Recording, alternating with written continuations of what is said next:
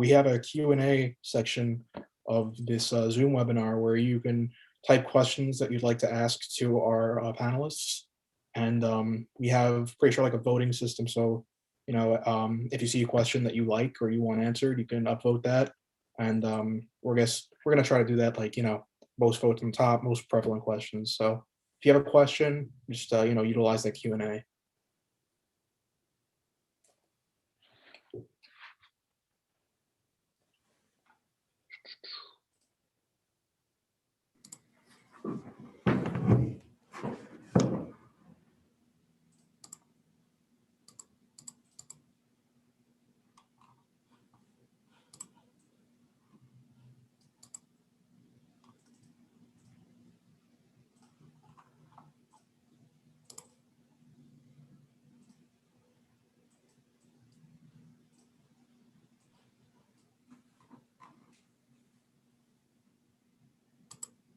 Am I the only one that was successfully able to join from the panelists?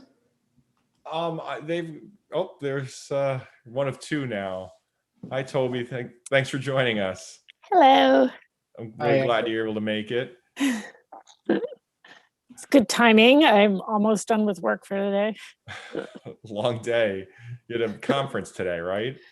Well, yes. Well, I had the conference, but also my job goes late. So we have a big proposal due tomorrow. So, and I work in video games with West Coast clients, so we tend to work a late day. Oh yeah. Well, thanks. Thanks for taking the time on especially when you have such a busy schedule and everything. No problem. I first heard you speak when I was a TA for Dr. Franklin's computer graphics class. Oh, nice. I enjoyed that. So it's great to be able to be a part to allow others to hear from you as well. It's a long time since I've done that. Oh, yeah. But with my company in downtown Troy, I've always tried to be, as I say, probably inappropriately, an easy yes. If a professor needs somebody to come talk to the class, I'm right downtown, so I should be available for my alma mater. Yeah, well, this is great, and it's we've wanted you to speak here for a while, so we finally have the chance. Well, happy to be able to help. Looks like we got some people here tonight, so that's great. Everybody else has probably been doing virtual classes all day. Yeah. Yeah. We could probably compare notes of how many hours we've been on video conference today. Yeah. And we're just waiting. We actually have two more panelists that I imagine are going to be on in the next minute here. I haven't heard from them. They have trouble connecting, so I'm imagining that means they're just hopping on probably right now, hopefully. Did any troubles? Because I know this off, if you don't have a UAlbany account, I know that forces you to go through a couple more. Oh, well, it didn't ask me for any of that, even though I know I have heard that. But when I just pressed the little Zoom link and it worked perfectly. Oh, well, even better then. Yeah. Same here. That's good to hear. I mean, it is possible that I somehow registered in a previous meeting or something, but I don't remember. Yeah. Who can tell? I've been on maybe 4 different video conference tools this week so far. So it's just amazing that my microphone is working and my camera is working. Because usually the first thing that happens is that suddenly those connections start to get confused and not know who they're supposed to connect to. So I'm doing pretty well considering. You burn it out with all those long hours. Yeah, it's kind of intense. I think everybody's going through that, but certainly my job's gotten a lot harder, probably because I have to be glued to the screen all day. I don't get any exercise. Like I used to have to get up and walk to the conference room, pick up some snacks.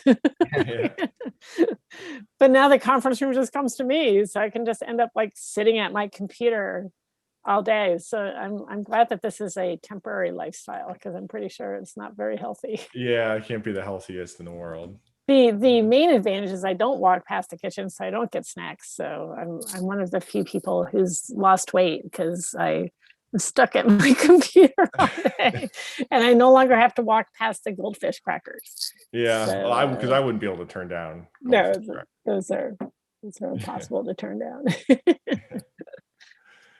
And just a quick announcement. I know we got a bunch of people on here. We're just going to kind of wait another couple minutes just to get started. We're waiting for a couple more people that I imagine are hopping on right now. And then we'll get the panel started. So thanks for all our guests for attending, and just kind of, sit tight for just a moment.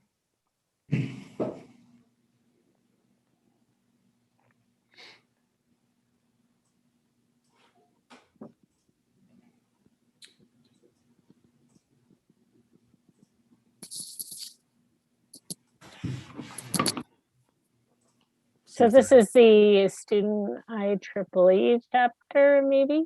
Yes. I'm remembering. Yeah. That's pretty cool. I think that I still haven't renewed my IEEE. I was going to say I've been in IEEE since I was a student, basically, but everything is kind of disorganized this year. So I'm like, Yeah. did I do my renewal or not? I don't remember. I think they gave students a 50% discount this year. Right? Yeah, I mean, they would know. as they should. Yeah. I was, once I joined the game industry, I joined the IGDA, which is the International Game Development Association. It's a very young professional development association compared to IEEE. So I very much appreciated like comparing IEEE to then the Game Industry Association, because things like student chapters, and just even the idea of thinking about your profession was relatively new. And I ended up chair of IGDA, and tried to get student chapters going at that time. They then have undergone some adventures since then, so I don't know that they've accomplished that yet. But I know I came from industry, GE industry, and came into the game industry, and I was like, what? No professional association? That can't be. We should be a member. And so we were one of the first studios to join. The studio that I joined, Vicarious Visions, I signed them up to be a member of that because I just couldn't wrap my head around the idea of going into a profession and a career without having a professional association to be able to meet like-minded people and to organize professional development opportunities. So It's definitely nice to bounce ideas and interest back and forth, which our chapter, the IEEE, really accomplishes, I would say, very well. yeah, because that it becomes your community. Like you may change jobs as you go, but even within a job, you might be the only person who's the expert in your area. So an organization like IEEE helps you to connect to other people with that interest or that expertise. So you're not just like the sole person who's supposed to know everything about a topic. Yeah, it really helps you like with networking and all that, and just keeping in contact and the flow of knowledge and ideas, and it's very nice to have, especially when you're in university. So why don't we do some of the why don't we do some of the introductions, and I think I'm going to send a couple messages because I Sure, no problem. Guest or two that's having trouble connecting, so we'll just kind of I'm going to do You a can really quick problem welcome solve. to Just the get us students. started, and Yeah, no, and we'll troubleshoot. I'll troubleshoot some stuff behind the scenes, but just thanks everyone for joining. I'm going to be real quick and hand it off to the students. So tonight, this is all about bridging the gap between academia and industry, right? So like as you're going about from student guests today, one thing that tends to unite everybody, depending on what, regardless of what your interests are, you tend to be interested in internships and jobs, and what better way to kind of learn how to be successful in doing that and learn what it's like in these different positions and the cultures of different organizations than to hear from people who've gone through it, that have been involved in, not only have been in your shoes, but have managed people, hired people, even founded companies, right? So you can learn a wealth of from their experience, and we're going to really strongly encourage you to ask questions. And so with that being said, I'm going to hand it over to our IEEE student branch chair, James Oswald, right? And if you haven't been attending any of the IEEE events, these folks have been really active. They've been doing a lot of like code interview events, resume workshops, tech workshops, right? I really hope and encourage you that if you haven't been involved in those, see what they're doing. They're going to share the information to you today. I encourage you to take advantage of the opportunity. So that being said, thanks to everyone for joining today, and hand it off over to James. Thank you, Professor Muckle. As Professor Muckle said, I'm James Oswald. I am the student chair of the UAlbany IEEE student branch. To start off, I'd just like to thank all of the panelists here for attending tonight. It means a lot to us that you guys take time out of your busy schedules to come and enlighten us students with all of the knowledge that you guys have gained out in the industry. I'd like to thank all of the members from other branches who have joined as well, from other IEEE branches at other colleges. It's great to see you guys here, and I hope we can collaborate more in the future on some of these events. I'd just like to take a moment to advertise to those of you who are here. I imagine all of you are very interested in improving your resume and getting professional development. Of course you are, since you're here to listen to our panelists speak tonight. And I just want to point out that we host basically 3 professional development events every single week. Every Monday night, we have professional development night where we do interview prep, whiteboard coding prep, and resume reviews. Every Wednesday, we host a workshop on a new and emerging technology. And every Friday night, we host a side project development night where we all gather around and work on side projects together that we can put on our resume. So if any of that sounds interesting to you and you want to be a part of that and build up your resume, definitely consider attending some of our events. We have lots of them. Whatever interests you, keep an eye out on the listserv. And if you want to join the Discord, which is our primary communications platform, or the listserv, we will be in the chat and be able to invite you guys to that. So once again, without further ado now, I'd like to introduce our student moderators, our IEEE Student Branch Communications Director, Matthew Keelan, and our Junior Treasurer, Elena Matthews. So yeah, take it away, guys. All right, hi, my name is Matthew Colleen. I'm the Communications Director, as James said, of the UAlbany Student Branch at IEEE. I'm a major here, computer science and applied mathematics, data analytics concentration. It's my 3rd year here. I'm actually, well, my 1st year here, I'm actually a transfer. This is my 2nd semester. I transferred from a community college in Long Island after getting my associates there. So yeah, I'm happy to be there now. I'm happy to have these wonderful panelists here to answer some of our questions. So going to Elena. Hello, everybody. My name is Elena Matthews. I am a senior doing electrical and computer engineering.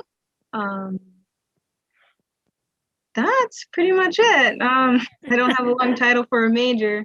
So I am also super excited to have everybody here. We are very grateful to have our panelists here to speak with us, and we are very excited to get the information. All right, thank you.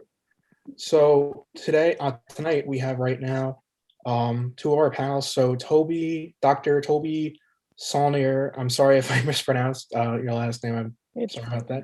Founder and CEO of First Playable Productions. And we also have Caleb Peterson, Engineering Manager at G&G Industrial Lighting. So 2 very prominent figures in the technology industry.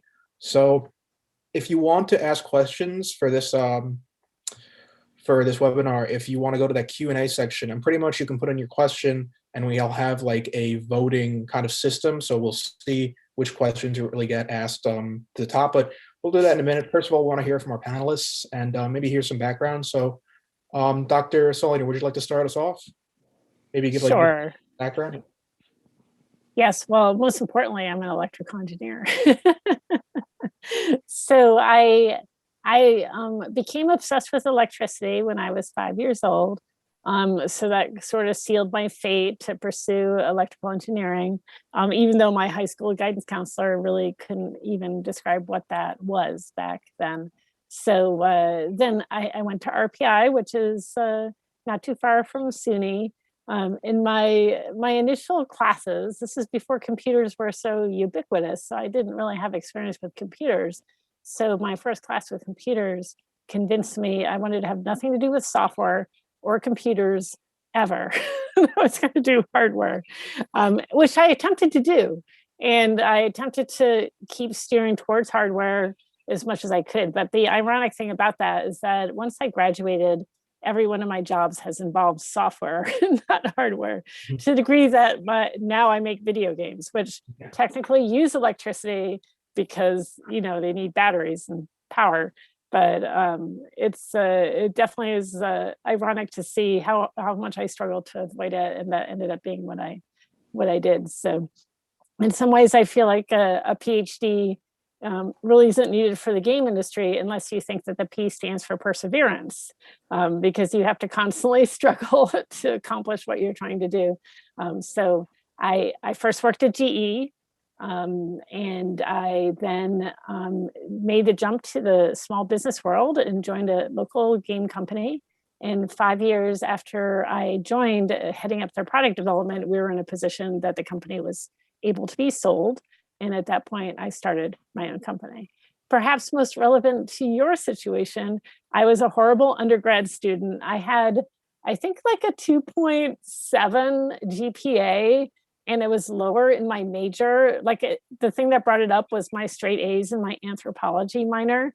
So you could only imagine the difficulty I had in finding a job in the mid 80s. And eventually I went back to school for my graduate degree, but it was definitely a struggle to try to navigate how do I find a job, and then how do I figure out my career path from my unremarkable undergraduate career. Well, you're here now, so definitely right. All right, thank you very much, Dr. Saulnier. Mr. Peterson, if you'd like to just give a short introduction to yourself for yourself. Sure, definitely. I apologize. I'm in the conference room. We have this fancy webcam here, and it looks all around and it records all the people that aren't in here with me. But if I'm looking at the screen, it can't look at me. So I do apologize a little bit. So my name is Caleb Peterson. I am the engineering manager here at G&G Industrial Lighting. We manufacture industrial LED luminaires for a wide array of industries. We started in the car wash space. So what we found is that when LEDs first came out, they were not all that durable. And our founder, Jason Baywright, decided that back in 2010, they were going to try to build an LED fixture that could survive the harsh environments of car wash. We were so successful in car wash, we were able to leverage that technology, that robustness that we developed, and move it into other industries, dairy and ag, food processing, transit, mass transit, tunnel lighting, and things like that. And it's just been an absolute awesome experience to see the technology, continue to get better, see more places that we've been able to put our lights and really solve customers' problems. It's been an absolute blast. I've been here almost 2 years. Interestingly, a very different background than Toby. So I'm actually a mechanical engineer by trade. I spent some time in engineering with a small wastewater pump company in Western New York. Most likely, if you live in the state and you have a sump pump in your basement, there's a good chance that I was a part of that organization that built that. Very popular in New York State and across the whole country, now even the world. I spent some time in engineering. I decided that I wanted to learn more about the business world, and I went out and spent about 3 years in the sales force for the small pump company. After that, I wanted to start a family. There was just a little bit too much traveling. So I came back and I was working in the engineering department again. And I was fortunate enough that I was able to lead an IoT platform development program with some third-party contractors and kind of pick up a whole lot of electrical stuff on the job. And so in the sense that my background's a little bit different than Toby's, what I think is really interesting is that both of us kind of started in areas that we had very little or we started in areas and we ended up in areas that we maybe didn't have a whole lot of expertise in. And I think it just really reinforces that no matter where you guys start today and what you start doing, it doesn't matter how good the plan is or where you end up, you just never know. I spend probably Half of my day writing software and working on just electrical designs in general, whether it be PCB layouts, schematic design, all the things electrical people do. I certainly would not say that I'm an electrical engineer, but if you have an interest in something, and I certainly have always had kind of a background interest in electronics, stick with it, put yourself in good situations, and you never know where you're going to end up. All right, thank you very much, Mr. Peterson. All right, so Elena, would you like to start off with the first question for our panelists? Yes, thank you both for sharing. And if any participants wish to ask them a question during the webinar at any time, please put them in the Q&A. And I'll start us off with the first question. What attributes allow someone to be successful at your organization? Well, I think for me, this is a pretty easy answer. So here at G&G, one of the things that we kind of live and breathe every day are our core values. It's something that the leadership team spent a lot of time developing. And what was really fun about doing that exercise was that we didn't really have to make them up. They were just very apparent. So I think that for me, attributes that make you successful sort of depend a little bit on your organization, but also just the way you carry yourself.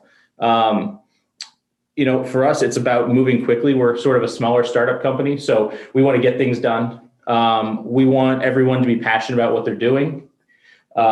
We want to be detail oriented to make sure that we are looking at all of the small pieces of the puzzle, because all of the technology behind the bulk of the things that happen in the world is not overly complicated, but there's so many details that go into launching a successful product or developing a successful product that it really is important to really worry about those details and look at the small things.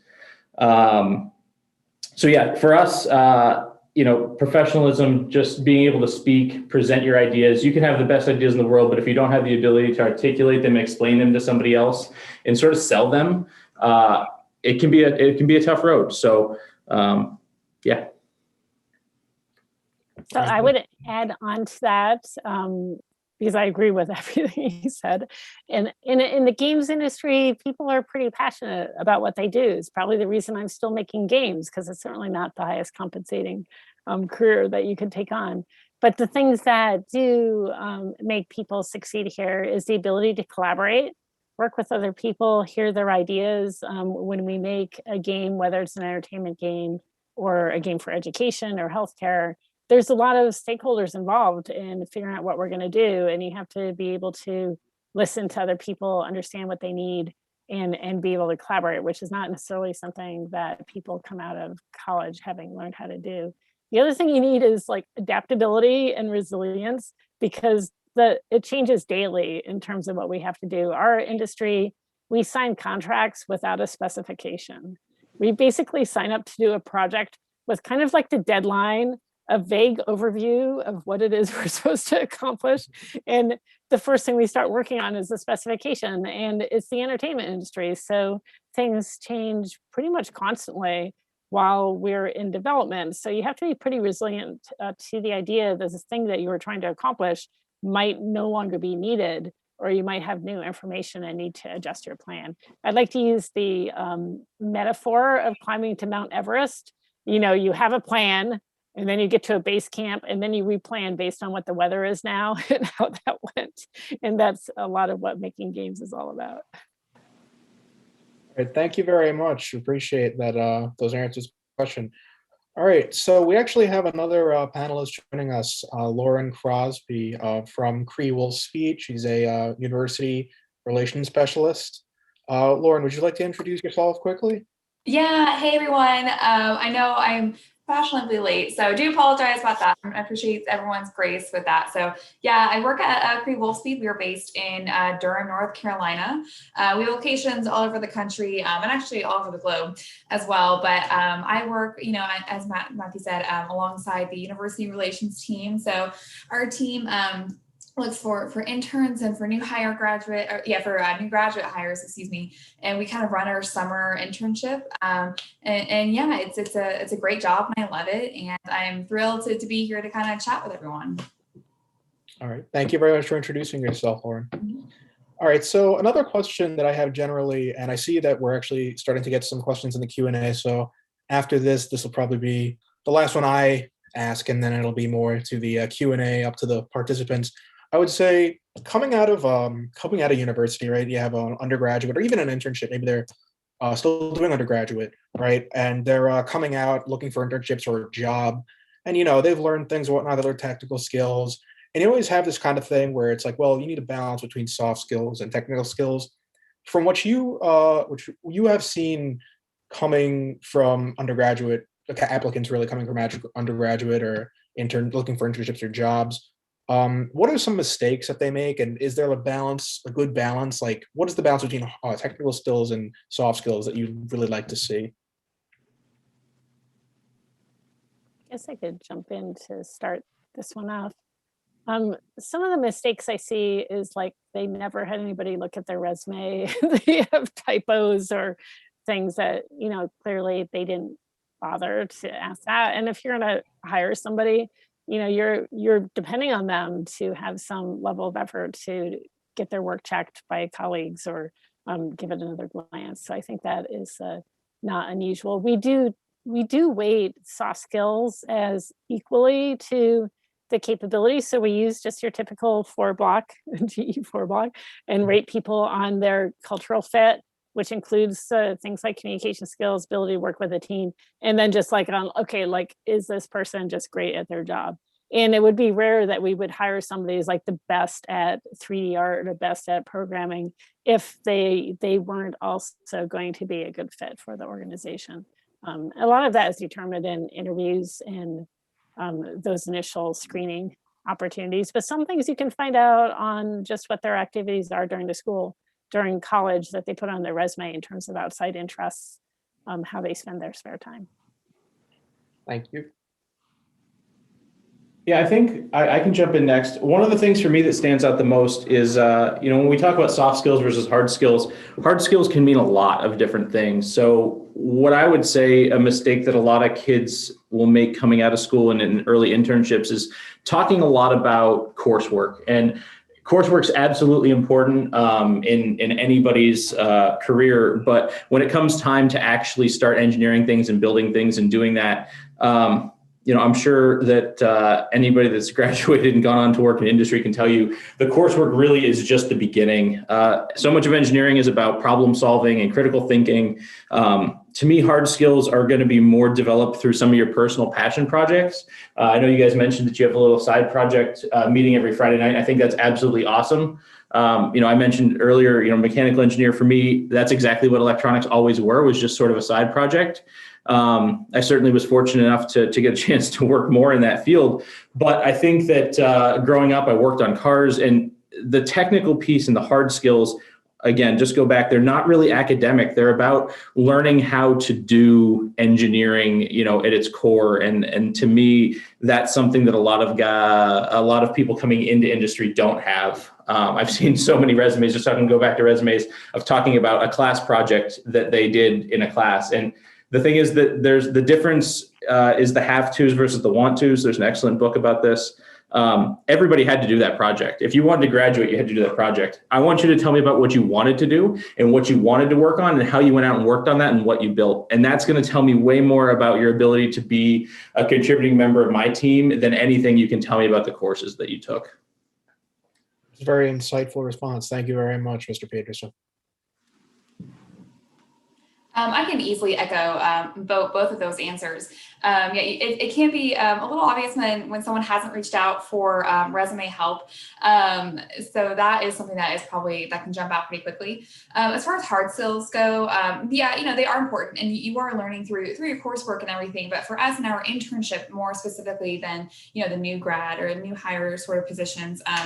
We understand that that's kind of the time for you to learn a little bit more, to build on that. So we don't expect you to have 100% certainty and total grasp of everything. Again, we're kind of there to teach you. Well, not me, the engineers. I'm in HR, so I can't teach engineering things. But as far as soft skills go, communication for sure. I'm sure, especially in this world that we live in now, communication is so vital. And being able to reach out if you're having some sort of issue. I think a lot of students that maybe their issues have been when they don't reach out, and then they find themselves kind of drowning. And, for our internship, it's a small amount of time. So, being able to take a breather, reach out, and maintain communication, that is going to go so far for you. And I think that's probably one of the more difficult things that students seem to be taking a little bit of time to learn. Okay, thank you very much. Do you prefer Ms. Crosby or Ms. Crosby, or Lauren is fine? Oh, you can call me Lauren. Yeah, Okay, I'm not thank you. super. Yeah. Yeah, I just want to make sure everyone's okay with names. Yeah. First name's good for me too, guys. All right, great, thank you. All right, so we have some questions coming in here. Alana, would you want to say that first question? I see there's one upvote on that one. Do you want to ask some of the questions too? Yes, indeed. Okay, the first top question is, why do companies require entry level at least 2 to 3 years of experience in a particular field, such as Revit, C, etc.?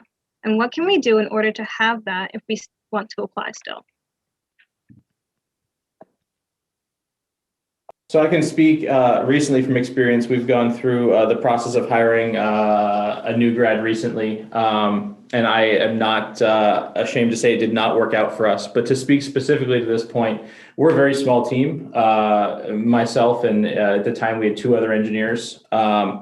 And the reason that experience is so important is that we just don't have the resources that we can dedicate to growing our business and accomplishing the things that we need to accomplish, while also sort of training on the job. It's amazing how much you will pick up in those first 2 to 3 years. And I understand, and certainly I was a new grad once, and I do understand the challenges that can be associated with this, and the feelings that can be, how am I supposed to get a job when I don't have experience? It's kind of a chicken and the egg thing. And I would just, I guess, reiterate what I had spoken to earlier, and that is, I would be much less hesitant to hire somebody that could demonstrate some sort of passion project that was very involved and well done and thoroughly documented, things like that. That would give me a whole lot more comfort to consider hiring an applicant if they did not have the experience requirements that we were looking for. Yeah, we often do hire students as co-ops or interns, but it's just part of my interest to help a diverse set of people join the game industry compared to what the population is in the game industry right now. And so part of the role of my company, I feel like, is to provide that first time experience to people and help them get a foot in the door. Because so often it is that foot in the door. And I, during this pandemic though, when we've hired people, we have tried to increase our expectation of having experience for the same reason Caleb described. The team is very stressed trying to work fully remote. And then you're going to try to supervise somebody who is new to the workforce, and you're trying to coach and mentor them, but you're not even in the same room with them. We did hire a couple people in that situation later in the summer who've done pretty well, but we tried to pay a lot of attention to those side projects, like whether they'd done freelancing, whether they showed some maturity in terms of taking on responsibility and being proactive. I think the trick is so often is like, how do you get a foot in the door? Like, are there other jobs that are opportunities in the field? Are there internships? Are there co-op programs where the employer is bringing you on for 3 months or 6 months at a very low wage? When I hire students just out of school, I pay a pretty low wage. It's certainly not a livable wage, but it allows me to hire people without really taking a risk. Right, because some of them are going to work out great, some are not going to contribute anything, and the ones that work out great, we end up hiring as full-time staff. The ones that didn't work out great and weren't a good fit or weren't prepared for the work environment for working, maybe in general, they go on their way. They don't feel like they're missing out on too much. So we personally do try to keep that pipeline, but I always advise people trying to break into the game industry, look for the QA jobs, no matter what your background is, look for that foot in the door, because once you get into the organization, you can more easily find out what opportunities are there. So sometimes that takes some creativity just to find out what's there and volunteer for it. Lauren probably has lots of insight because you're in the front door, right, with all the resumes coming in. No, that's so true. And actually, I was in a career fair earlier today, and I was speaking to one of the school representatives, and you know, I know it's so frustrating to, you know, there are these jokes going around that once you graduate, you need to have 20 years of experience to get a job, you know, makes those jokes, but how do you get experience when you don't have experience? So I totally understand that it's frustrating. For my company specifically, with Cree Wolfspeed, we have kind of formed the internship to kind of lead to that full-time offer. So for us, our end goal is that full-time offer. It's not just, you know, just get experience and get out the door. So for that's the most streamlined way for our company to bring on new grad hires. And we don't allow our managers to have interns if they can't have the head count. So that's not to say if you get an internship that you're guaranteed a full-time offer, of course, but it's, you know, a lot more likely for us. If you haven't interned with us before and you're trying to get a job, you know, the best kind of advice I could say is, you know, what the others are saying, having that, you know, that motivation to go and, you know, work on projects on your own, or to, you know, have other internships. And something I also said in this career fair was kind of similar to what you were saying earlier, is to just get your foot in the door. Sometimes I'll tell people, you know, or sometimes I think people spend all this time in school and they think they're going to go in and get this immediate like 6-figure position, and that's just not the reality to start off. So kind of getting your foot in the door and maybe being open to trying a job that you think you're overqualified for, but actually might find yourself perfectly qualified for, and that, you know, can open the door and can help you maybe even realize that you want to, you know, try different avenues or different teams. It can be a good way to get your feet wet. So I totally agree with that 100%.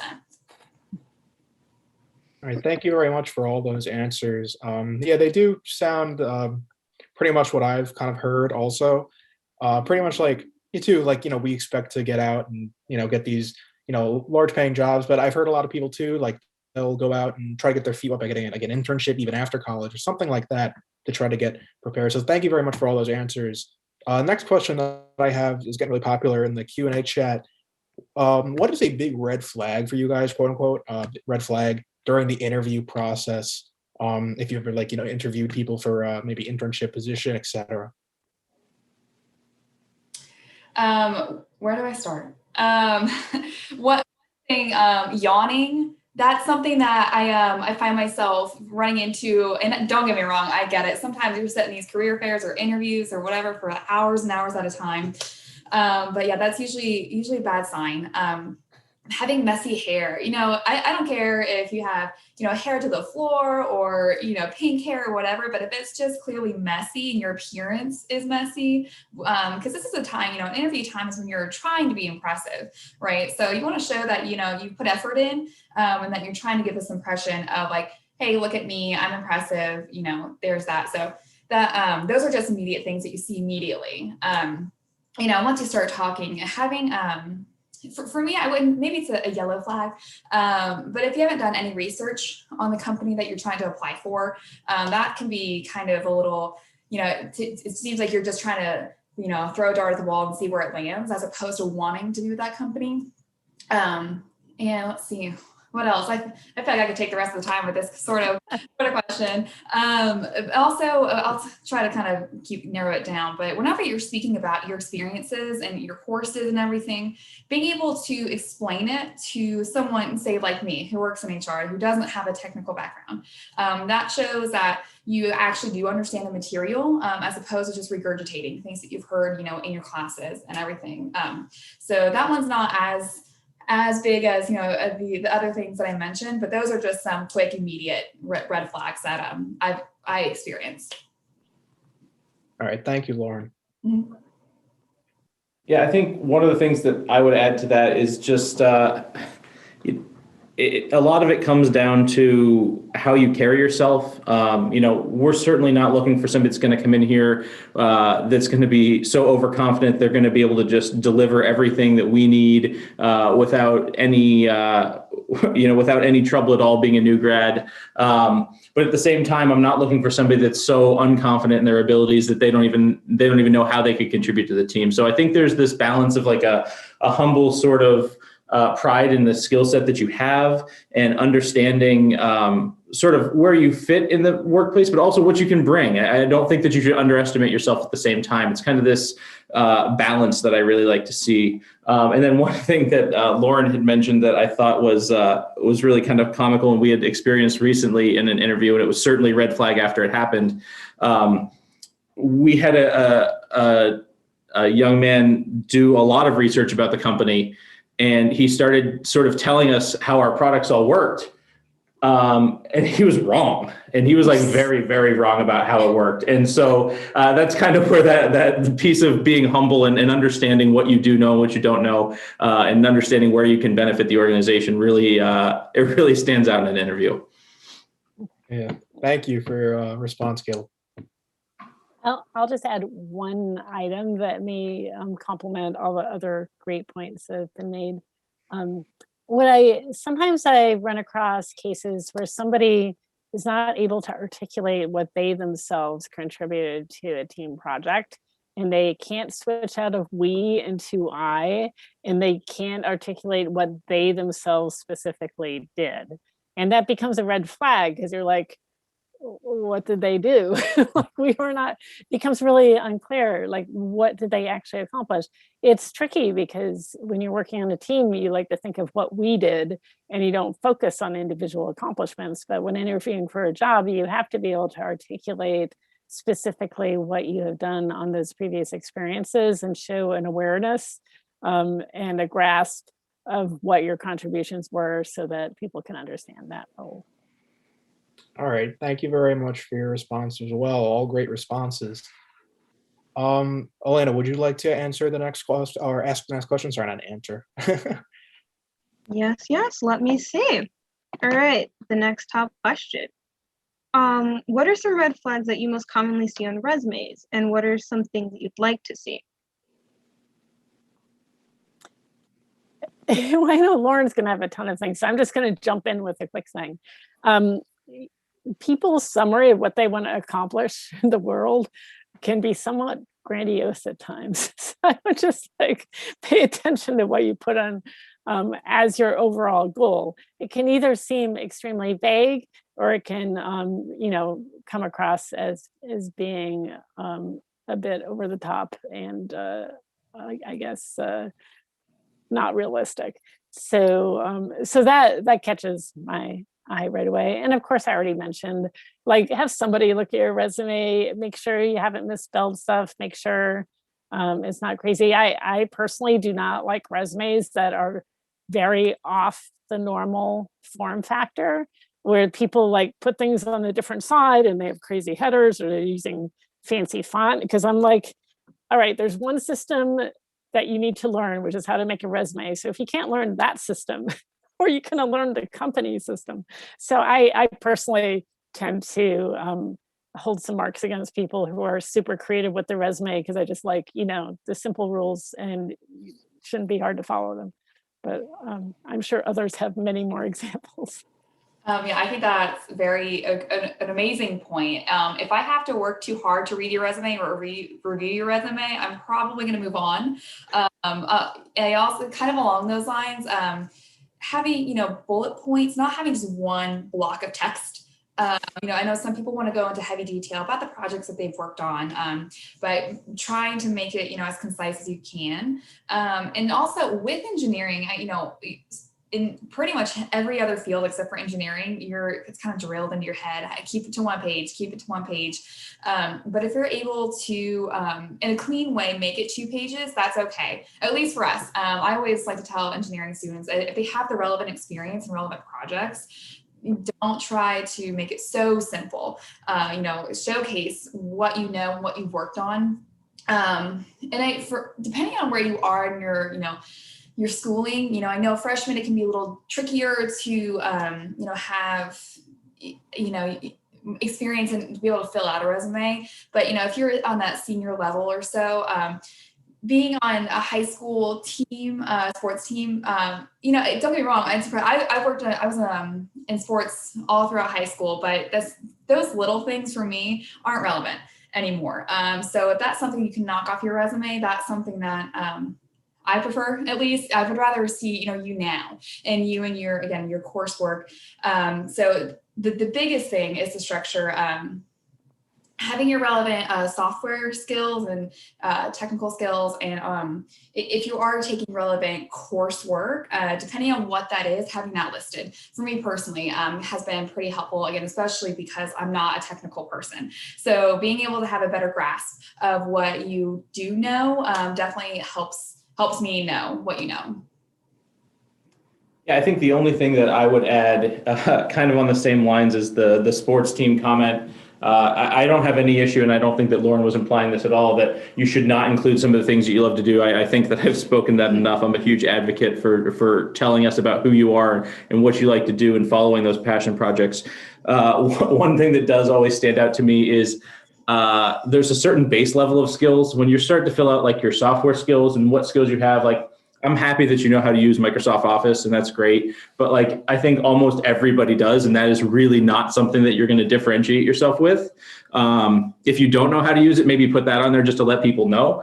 But just in general, I think that focusing on skills that bring value to the organization, certainly jumping on with what Toby had said earlier, I remember on my first resume and talking about the mission statement and all these things and these buzzwords that people always add in, and it's like you feel like you're supposed to do it. Just be honest with us. What do you want out of this job? If you want to come here and you want to grow professionally, you want to learn some new skills and understand things, that's great. But I also don't need you to try to oversell me so hard that I have no choice but to pick you. It comes across as ingenuine, and yeah, I think honesty goes a long way there.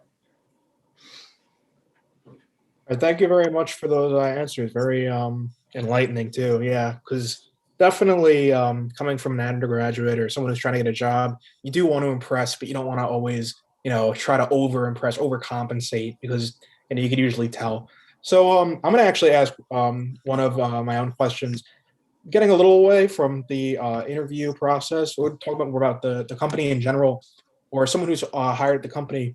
What do you have as far as like long-term growth or like innovation for your employees at each company? So for example, maybe they want to try to enter maybe a different kind of field or learn maybe a new technology to kind of advance in the company. What kind of things do you offer in that respect? I can start this off. So something that I love talking about with my company is that we absolutely encourage innovation, as you said, and curiosity. And one of the reasons why I love whenever we have younger interns, say rising sophomores, rising juniors, is that we love to tell them, give this a try. Kind of as we were talking, Toby and I were mentioning earlier, getting your foot in the door when you're a new grad. The way we structure our internship is, give this team a try, and if you don't love it, next internship we'll try to move you somewhere else. We want you to be happy. Happy people do great work, right? If you're not happy, you're not going to be as great. So we definitely encourage that. We encourage you to speak up so that we can make you happy. We actually have, he was part of, I think, of our first internship class. He interned with us for 3 years, and then he's been with the company for a total of 5 years. And he's already been on 4 different teams because he's grown so much and he's been able to bounce around to do what he likes. And with us specifically, we are growing 3 times over in the next 3 years. So we're trying to go from about a 5,000 person company to about 15,000. So as far as potential for growth and everything, it is absolutely tremendous at Cree Wolfspeed right now. And as far as this engineering side specifically goes, if you want to try a project, or you have an idea and you want to play around with it, if we have the tools and everything for you to do it, you don't have red tape to go through. We are very encouraging of just working on that curiosity, because that's kind of what engineering is, and that's how you make those innovative creations. Thank you very much for that answer. So my company is kind of the opposite, because we're a small company. We've always been a small company, because when I started it, I wanted to make sure it didn't get to be more than 50 people. And we're about, 17 people right now.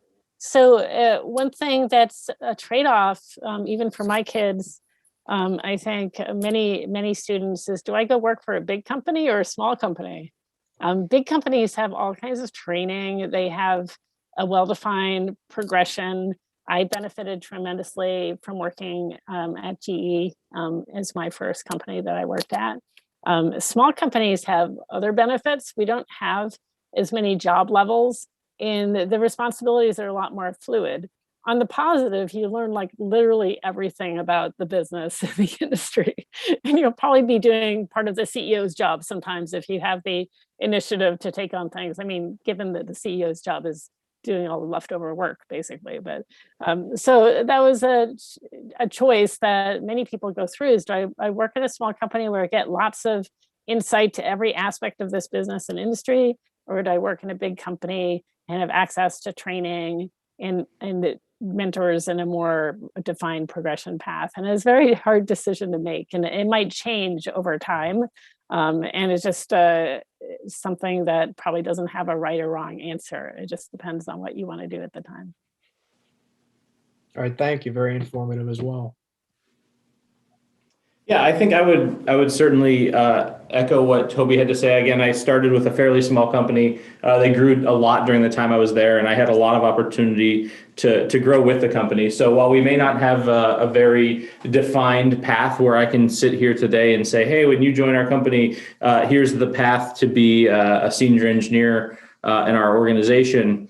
We don't really have that because that's just not the way that we're structured, and that's not the scale of our organization. But what we do have is the opportunity to learn lots of new things, to be involved in all parts of the business, just like Toby said. In a manufacturing setting, there's all sorts of things to be involved with, from purchasing to manufacturing to design, testing, development. There's no chance of you being compartmentalized here. So you're going to get a very broad range of experiences. And coming from a small company, I think that was incredibly valuable to me. I did work for a little bit larger company, and certainly not saying that there are not perks that go along with that. And I found it for myself personally to be, I could get bored with it. I like an environment that's changing all the time and working on different things. And so for me, it really did make a lot of sense to settle into that small company where I could be involved in all those things. If you kind of have the opposite and you really want to specialize and you want to get really good at one or two things that are critical to that organization, then there's a good chance that a large company would be a lot better for you, and you'd be able to really focus and dedicate your time there and hone that skill set in a very sort of niche area that you really wouldn't necessarily have the same opportunity to do in a small organization. All right, thank you very much, Caleb, and thank you all very much for all these answers. It gives a pretty good message that, you won't be doing the same thing for 40 plus years to see one root thing. You have the opportunity to do and learn a lot, and really kind of, test yourself and test your limits on what you really want to do while you're in industry. I'm going to pass it over to you, Elena, to ask another question.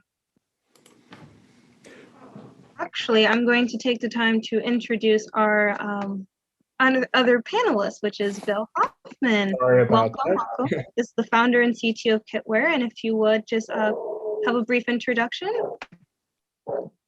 Sure, I apologize for missing this. I totally missed it on my calendar. I was enjoying dinner and got a message from someone, and then I remembered. Anyways, I'm Bill Hoffman. I'm the CTO and founder, one of the founders of Kitware Incorporated. We are a company based out of Clifton Park, New York, and we do open source scientific computing software. We started, there were 5 of us that used to work at GE Corporate Research and Development, and we wanted to work. We had some open source software that we developed while we were there for doing visualization called the VTK, the Visualization Toolkit. And we really wanted to, we liked collaborating and working with people that used our technology. And we wanted to work with a broad range of people inside the GE corporate. I heard you talking about bigger companies, little companies. One of the downsides of a big company like GE is they're pretty much a competitor with everybody. So being able to take technology and sell it to lots of companies or work with lots of different places is usually a problem with a larger company like that. So we started our own company so that we could work with a wider range of people and companies. The original plan of the company would be that we would do this sort of open source collaboration, but build more of a traditional model where we built copyrighted software that was proprietary, and we sold that and used those funds to do the stuff that we like doing. But it turned out that we didn't have to do that, and we could raise money as a consulting company. So we bootstrapped the whole company, and now we're probably about 80% funded by the federal government, 20% commercial work. And we've sort of created a unique business model where we're able to create open source platforms and technologies and sort of magnify those platforms by maybe finding, someone at a DOE lab, a DoD partner, and getting them to individually fund parts of a larger platform, and then we build these open source platforms. The company now has a computer vision group, a data analytics group, medical imaging, and a software process group. And we're always hiring. That's sort of with our business model, our biggest holdback. I mean, we need more people if we want to grow. So that's a quick introduction. And again, I apologize for being late. It's okay. Thank you very much for joining us. It is great to have you. And I will continue with the next question. Popular question at the moment is, what's something you would change about the companies that you work for?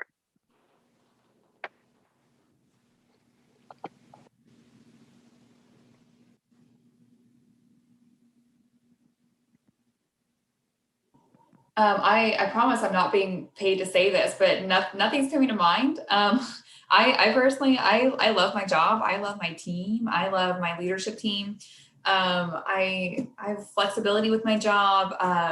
We have a company that I think truly listens to everybody. I'll say at the beginning, of the summer, whenever a lot of different things were happening, our CEO, or a lot of people were kind of instructing him to, or maybe advising him, it might be a better way to put it, to donate to all these different organizations and everything. And he said, no, I want to speak to the company, essentially. So he held a number of listening sessions and got feedback from anyone that wanted to attend. And from that, we were able to, the senior leader team was able to find a plan of action that we felt was meaningful. So that alone made me absolutely fall even more in love with my company. So it's very difficult for me to have a complaint. I really, if I think of one, I'll say it, and then, again, I'm not being paid to say this, but I really, nothing's coming to mind right away. I don't know if the others have maybe some sort of insight. I have the opposite, probably because I'm the CEO of my company. So I'm constantly feeling like there's things that need to be improved. I'm like, we should do this. We need better equipment. I wish we could do this. There should be some way we can do that. We're working remotely now. That sucks. People have the right ergonomic equipment. So I'm never sure. There's so many things that you could focus on improving. So for me, I would never have one thing, because I always feel like there's so many opportunities to improve, and probably because I feel responsible, right? So probably because I feel like I'm to blame for anything that's wrong, probably is part of that, and that constant looking for areas that should be improved. What can we do better? Even just working remotely, it's so hard on people working remotely, and some people more than others. Like, how can we make it easier for those staff who are maybe single in an apartment by themselves all day, and it's really, the stress is getting to them? What can we do to make that better? So, but I think that's just the nature of my job. Like, that's just the issue you have if you end up responsible for the group, is that, part of it is trying to always think about what we need better. I would love it if, when and if sometimes employees do and say, oh, we should do this or we should do that. I love that, because it helps me figure out which thing is actually important, because somebody's actually brought it up. Otherwise, you can be a tie between 20 different things that you could do. So. I think I would kind of jump on the wagon with Lauren. I don't think that there's a lot I would change about G&G LED. You know, and then the reason I say that isn't necessarily because there's nothing that can be improved, but I think that as a small company, we have the ability to make changes really quickly. You know, we're a team of about, I think around 25 total now, and that includes our manufacturing staff as well as our engineering staff. I don't think I ever mentioned this in our introductions, but Bill bringing it up, we are also headquartered right here in Clifton Park, just north of Albany. We actually are right down the road from where I believe Bill's office used to be in the same industrial park, because I would drive by the sign and it used to say Kitware, I'm pretty sure. Maybe I'm crazy, but anyway, yeah, I just love that we're a small company. We do make changes all the time. So to come up with one big change right now that I think we need to make, we've probably already done it. Yeah, I think that's maybe one of the difference between big company and little company. I mean, I've been with Kitware since there were 5 of us, and there's altogether 220 Kitwareans, we call them, around the world now. We've got an office in Lyon, France, with about 25 folks there. And then our main office in Clifton Park, one in Chapel Hill. So I've seen constant change. And we're always undergoing some sort of change because we're growing a little bit, and the more people you add, the more structure you need and things you need to change along the way. 25 or 30 was probably one of my favorite times at the company. That's a good number. Yeah, I think things are always changing. And recently we went to a completely employee owned. We are converting to an ESOP, which is an employee owner stockship plan. So that's been a big change. So we're looking forward to what happens with that. And the idea there is kind of goes along with the software, the open source software, in that, you know, we've established this company and the processes with the company, and, you know, at some point I won't be there, but I think now we've set up a system where Kitware will be there and it will be Kitware.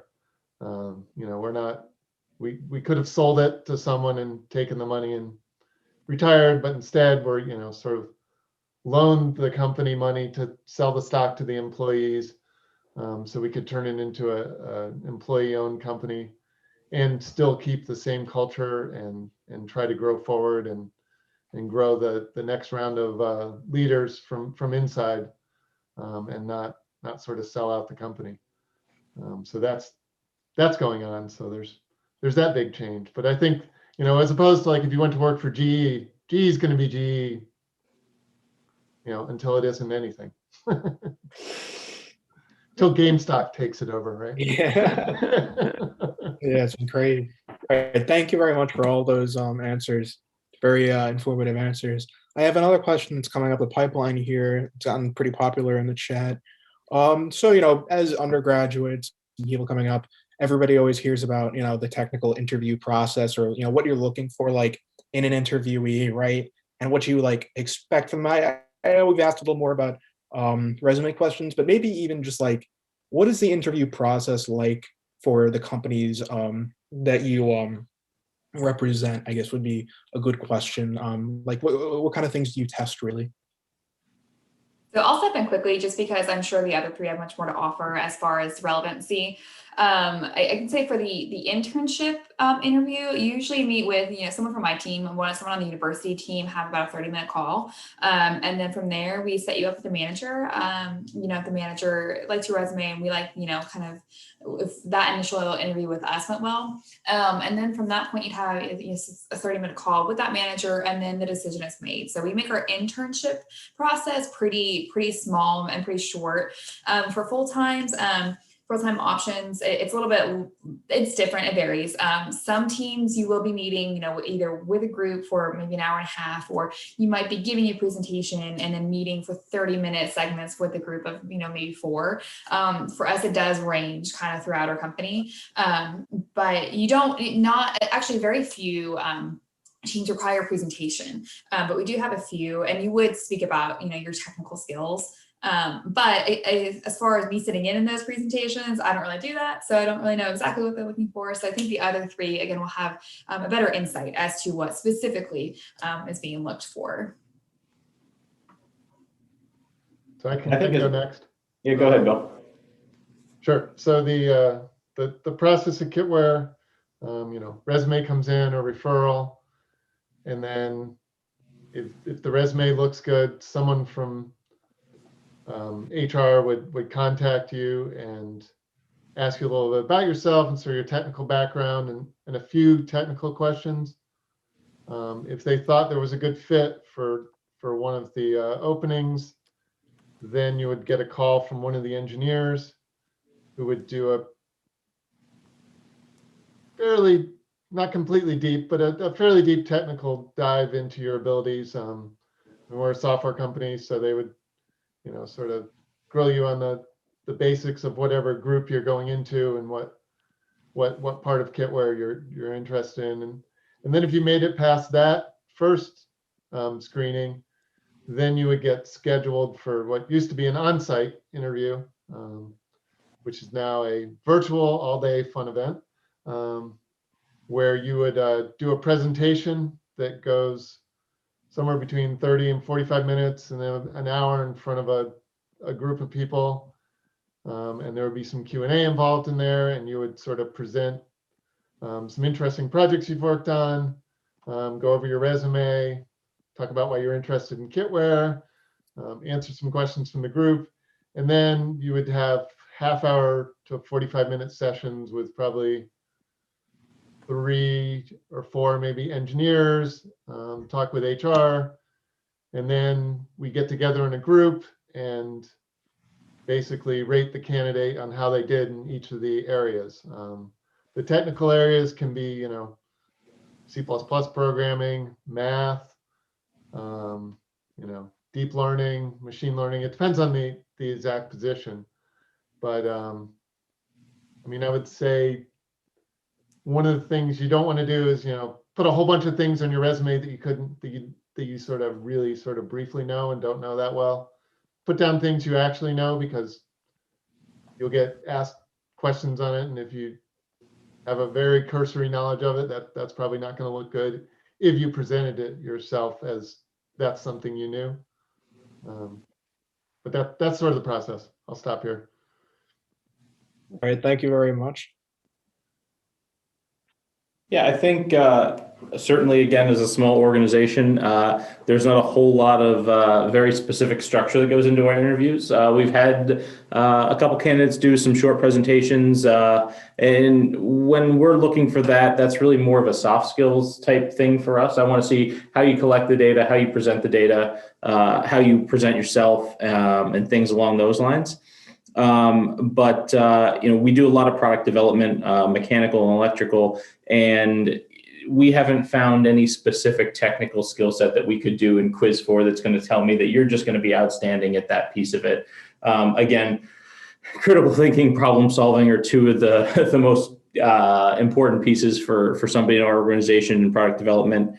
And it's really something that's going to be more interview-based, experience-based. It's not something we would specifically test for. You just mind, let me throw in one more thing that we would look at. Being an open source company, our tools and software are available open source. So anyone who has familiarity with those tools and maybe has contributed through GitHub or used them for class projects, that can help a lot as far as landing a job at Kitware. Yeah, our company I was resonating with what Caleb is saying, because for game development, it can be very hard to evaluate based on an interview how somebody is going to do in the job. In fact, I've sometimes hired people who did not do the best in the interview and they ended up being star players. So we do have the teams who would be working with those people do the interviews. We wouldn't do full day interviews unless it was a very senior position. Again, we're often focused on the more entry level newer employees when we're doing hiring. I mean, that's where we do the most because we try to support as many co-ops as we can and that sort of thing. So those tend to be shorter interviews, maybe a half hour or an hour with your future peers. And they come up with what they want to ask, because in a small company, you're going to work with the person you interviewed. So it's in your own best interest to make sure that you can bring somebody in who's going to add to the team overall. And then for programmer, we do have a programming test and we do have a technical interview just to verify that the person has some grasp of the basic programming skills. And a programming test, you never know, they could have cheated somehow or had a friend do it. So, it's not 100%. And I learned very early on that interviews, it's very hard not to start introducing bias during interviews without even realizing it. So something like a technical interview, people just think differently. And just the fact that they weren't able to articulate that knowledge in a way that the interviewers could relate to or felt like it was the same the way they thought, doesn't mean they won't be the best person. So for instance, I have had women that I always have a bias towards hiring women. And so very early on with First Playable, I hired one woman, then later another woman who did not do that great in our verbal interviews and our technical interviews. And that person went on to be like our star player. And I did that again later on. And I can relate to that because when I was at GE Research, I don't articulate and explain things in the same way as those peers, but it really came across to me because here I am, a woman running an organization, and I had a biased process, even doing it my best to not have a biased process. So we try to keep that in mind and tend to try to take into account that we're not going to know until the person's there, how things are really going to work out, and probably encourage us to give a lot of people a chance. Yeah, thank you again for all those inputs. And it's nice to see too, because I think even in my, experience, that these kinds of like tests, and any test, right? It's not 100% foolproof, and it's not perfect. It's not going to predict the future. There could be someone who, as you all were saying, could maybe do okay on the interview process, and be a star, and maybe who someone got passed with flying colors might get on the job and say, I don't really like this, or this is not for me. So there's a lot of things playing. So and you never really know, right? Because and you don't know from the backgrounds and things like that and the testing. So it definitely is a process, and that kind of plays into the next question that I see that Elaine is going to take up. It kind of plays into that whole background thing as well. You never really know, until you go on, until you have a chance, right? So Elaine, if you want to take that over, thank you again. Right. The next popular question is, would you say there is an inherent disadvantage from coming from a school that isn't highly regarded or as highly known or as highly competitive, and the school like RPI versus a really small state school in terms of computer science or engineering or anything? Yes, I think there is bias related to schools that people go to. I don't know that it's deserved bias. But schools get a reputation, the programs get a reputation, the professors, the coursework. And so that does add some favor towards those students who are going through that known quality product. One of the things that I've been trying to do is to challenge that and try to actively not just reach out to that. But it's very hard because you're like, I don't even know if the school really has a program in this, right? I don't know anything about the program. I don't know what their training is. I don't know the department. So that can be difficult, but unless we do that, we really can't change the pipeline and make things open for a more diverse community. I definitely have no problem jumping on this one. So me personally, doing the hiring for engineering in our organization, to me, the school you went to, it just really isn't very relevant to me at all. Going through my program, I went to RIT, graduated 10 years ago now. Wow. But I think that it's a well-regarded school, but going through the program, I was able to see people that were outstanding that went on to get PhDs. And I was able to see kids that graduated at the time that I didn't think had any right to enter the engineering workforce. And so I think for me that really just highlighted there's going to be great people coming out of any school, and there's going to be people that aren't so great coming out of any school. And so to put a whole lot of faith in thinking that you're not going to be able to get a job because you didn't go to some amazing school, it's not about the school you went to. It's the education that you got and how you took advantage of the opportunity that you were given while at that school. So to sum that all up, no, in my opinion, I would never consider the school you graduated from as a criteria to work in my organization. I have to agree with both of them. So as far as me being on the front lines, me seeing what school you went to, yeah, I agree. I really don't care. Not that I don't care, but it's not going to be a huge weight. Knowing that, as Caleb said, that you took advantage of the opportunities that were given to you is definitely going to stand out much more. I will say, though, to Toby's point, we do maybe focus more on schools that or specific schools that will reach out to and attend events and career fairs and that sort of thing. So in that way, maybe you could see that as a bias as far as how many students that we are reaching out to. Some schools are just a little more relevant to us and what we're doing, and geography as well. So in that regard, I'd say yes. But as far as the actual application process and the process of getting a job, it's not relevant. It's not as relevant, I should say. Yeah, I'd have to agree with that. That it's more where we tend to look, and not not necessarily whether we weight a certain institution. Like you said, Caleb.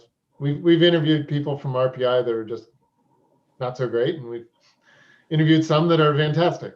So it doesn't. But we do have some schools that tend to feed a lot of people into the company. So we go back because we need good people. So yeah, I would say apply, and again with software, at least today, I think there's a huge opportunity out there with open source software. When I graduated with a computer science degree, there wasn't an operating system that you could see all the source code to it. There wasn't an opportunity, there wasn't literally, hundreds of thousands of applications with, millions of lines of code just sitting out there waiting for people to play around with.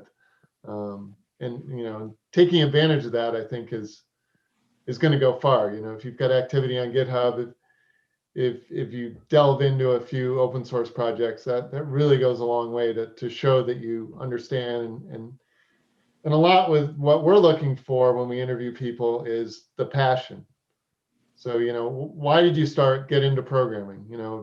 Someone says, well, someone told me I'd make a lot of money if I went into programming. So, I switched my major when I was a freshman or whatever. And, they did just the coursework and maybe did okay. They're probably not the people we're looking for. We want, we're looking for the person, I was, 12 years old and my calculator had a Python programming on it. And I got really interested in it and then created this web application and did this other thing. And, or any point in your life when you get really passionate about it. And we do ask people if they've got, software they've developed just for fun or outside of school, and if we see that passion, we know they're probably going to be better employees in the long run. Yeah, I would totally agree that even if you're at a school that's not well known for what you're interested in, or maybe doesn't even have a strong program. It wasn't that long ago, RPI didn't even have a program in video games. But really what stands out is what you did with what you had at your fingertips and those outside interests. Right now, there's so many ways you can learn and bring on new knowledge other than necessarily what you have at the school. And that will tend to stand out in a good resume. So it's not just like your line of where you were at. All right, thank you very much for all those great answers. Very informative. And playing off I heard a lot of you guys talking about passion, right? What you guys did or what you would do on your own to kind of stand out in the industry. And I really like this question because it kind of reflects that a little bit.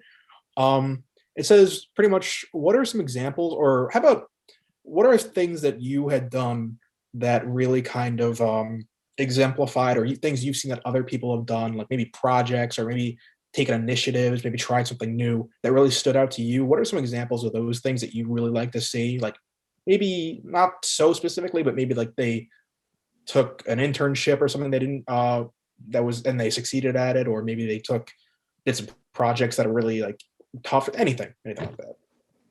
Like one thing that, and it might just be me, so it'll be interesting to hear. One thing that stands out to me is when somebody's had like a real job, by which I mean a job where you had to show up, open up the shop or close the shop, and you were working retail and having to deal with all the realities of a business, because those are the things that come into play, and they can show a lot of responsibility and a lot of growth in that area. So I personally, if I see that, even if you don't have game industry experience yet, I'd love to see examples of where people have taken on those responsibilities. Again, we're in a small company, so it definitely helps to have people who have already learned that their teammates depend on them. And if someone doesn't show up on a shift, it means you have to work longer. So I think that's an element that stands out. I personally didn't have anything to bring when I got out of undergrad. I I think I must have shown some spark, otherwise somebody wouldn't have hired me. But I worked as a lab rat at GE Research as my first job, as just a student in the lab doing something that wasn't even anything I studied.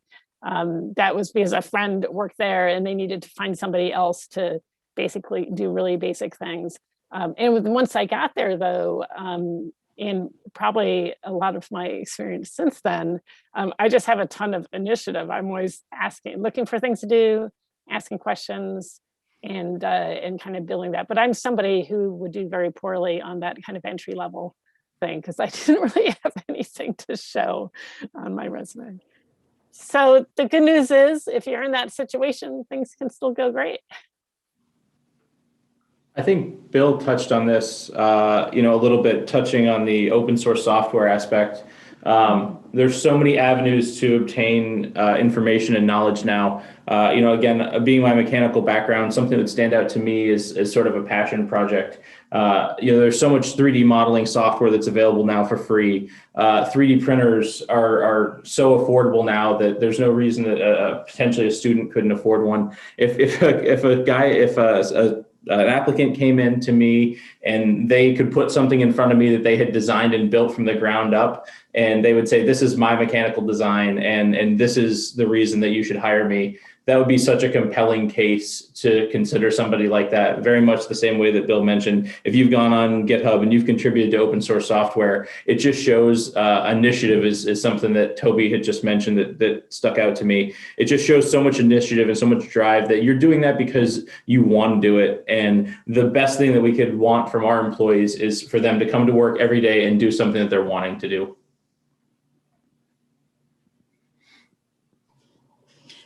To sound like a broken record, I agree with that. I actually just saw on the resume yesterday that the student in his free time, solely on his own, he created a race car, I believe, on solar power, and it was just something he did at home. And to me, because I don't know anything engineering, that's wild to me. So I was super impressed because also it wasn't a school-based project.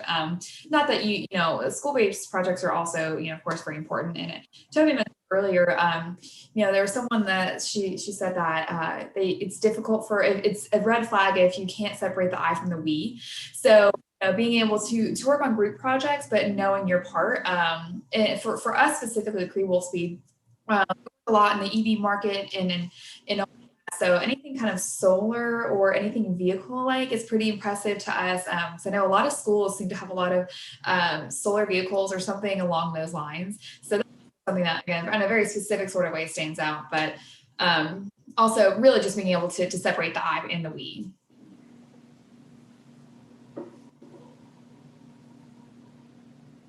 All right, yeah, definitely. Thank you for all those responses. It's I feel like too, sometimes as like, you know, engineers and developers going through school, we can sometimes forget that, you know, it's really up to us and our imaginations what we want to do, right? So that's always a nice thing. You know, you can do whatever you really want if you your mind to it. So I'm gonna pass it over to Alana for the last question, I think, of the night. We're gonna try to end on time here. So back to you, Alana. I think it's really nice to hear the perspective from employers about how our locus of control can affect the decisions of a potential job, especially since, you know, we all have potential. And the last question of the night is indeed, if you could give yourself one piece of advice when you were our age, what would it be and why?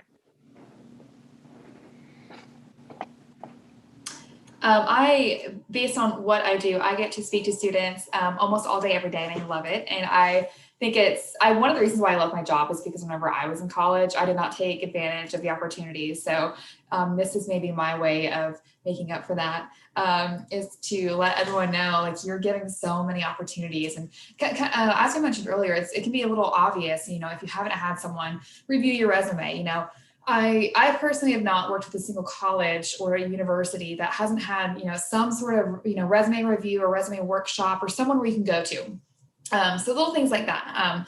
The biggest thing is just taking advantage. You know, build those relationships with your professors, utilize your on-campus or virtually on-campus resources and network and everything. That's again, to reiterate what I said a moment ago, I didn't do that whenever I was in college. So I love telling students and attending these sorts of events too. Just really, you know, again, trying to build connections. Yeah, I certainly agree with that. You know, I guess it's a piece of advice. And one of the things that I regret during my time in college was I was active in the Formula SAE team early in school. I've been around cars my entire life. I was super excited about Formula SAE going into college. It's what I wanted to do. I spent a lot of time there for about 3 months, and there was just some people that I thought I didn't get along with very well, and I kind of just dropped it. And so I think that I've learned a lot through that. Like I kind of wish that I had persevered through that now. But I guess the real piece of advice is, you know, don't give up. The real world, you're not going to get along with everybody. It's never going to be as easy as you think it's going to be. And stick with what you like doing, and just to echo what Lauren said, be involved, build connections. It's amazing what your network can do for you as you move through life. You cannot undervalue that piece of your career at all. I think what I would add to that, if I was trying to think back to my young, confused self who worried a lot, and I used to try to plan everything like I had control over it. And I think my advice would be just embrace serendipity, be open to possibility, and don't worry so much about how it's going to turn out. I'm doing things I would never have expected, and all the stress I would put myself through, especially when I was much younger, feeling like I had to control things. Just like things will happen, you know, just be prepared and just let it happen. Yeah, I would say find something you're really passionate about. Don't get into a career because someone told you you're going to make money at it, because you probably won't. But if you really have passion for something, the money and the job sort of comes along with that. I mean, it's sort of it's a byproduct of the passion, and, you know, basically taking any opportunity to do public speaking. That's been a huge propeller of my career. I was actually, my father was retiring from GE, and that's how I ended up getting the job at the research center. And then, you know, talking to the fellow employees there is eventually how I ended up working, you know, leaving and starting another company, Kitware. So, you know, always having, you know, an eye out for the next possibility, and you never know who you're going to meet. And, you know, if they have interests in things you're interested in, follow up on that, ask questions, and look for possibilities wherever they are, because they're all over the place. There's potential everywhere. So basically keeping your eyes open and looking for those those interesting opportunities and that help you follow your passion. All right, great. Thank you very much for all those answers. Again, really informative. And as we're closing up here, I'd like to thank all of our wonderful panelists for coming out tonight. Really appreciate you all giving your expertise to us, college students really looking to get out into the world. And if anyone else, definitely like me, who's very excited and by hearing all this to really get out into the world and see what's out there for ourselves. So again, thank you very much. And now Alana and I are going to pass it back to James to kind of reiterate the closing statement and IEEE schedule as well for this week. And again, thank you very much from all of us for coming out tonight. Thanks so much for having us. Thank you. Hello. Once again, I'd just like to thank all of you for coming out to the panel tonight. It's a great honor to have all of you attend, and I'm sure a lot of us learned quite a bit. I know we've all been looking forward to this for a really long time. Before we wrap things up, I figured I would go over the schedule for the IEEE for this week and next week, just so everyone can get an idea of some of the events that we're going to be having. Tomorrow night, we're going to be having our side project development night. One of our members has been working on an Among Us mod in C#. So if you want to come and see the progress that's being made on that, that's very cool. And we're going to be looking into we're going to be doing a dive into the code on that. And it's very fun to see the progress that he makes on that every week. And if you have your own side project that you want to work on as well, or if you don't know what kind of projects you want to work on yet, but you just want some ideas as well, we are completely available. And we also, of course, we recommend software libraries. We've done some hardware projects. We've had people come in with Arduino questions and everything. So any kind of side project stuff that you have any ideas about, tomorrow night, every Friday night, we have that. And then for next week, we have professional development night on Monday. And then for our workshop on Wednesday, we're having an introduction to MATLAB for the computer engineering students here. That's very useful. I hear you guys are doing a lot of MATLAB programming nowadays, so that should be exciting. And then again, next Friday as well is also a project development night. So that's our schedule for this week and next week. And if that's everything, I think that's really it. So thank you again, everyone, for attending, both the panelists. Thank you, Professor Muckle, for getting this all set up. Thank you again to our moderators for doing a great job asking the questions. Thank you to everyone who asked all of the questions. Thank you to the IEEE members from other schools who attended this event. And thank you to all the IEEE members from our branch who attended this event as well. And I'm hoping to see some of you at some of our future events. So thank you, everyone. Have a great rest of your night. And with that, I believe it's over. Yeah, there'd be a big round of applause if we were in Thank you. person. For all. Yeah. Thank you very much to everybody who attended. Really It was a appreciate pleasure. it. It was Thank a you very pleasure. much. Have a great Having night. us, guys. Thank you very much. Have a great night. Good night, everyone. Bye, everyone. Thanks so much. Have a great Take night. care. Thank you. Thanks so much.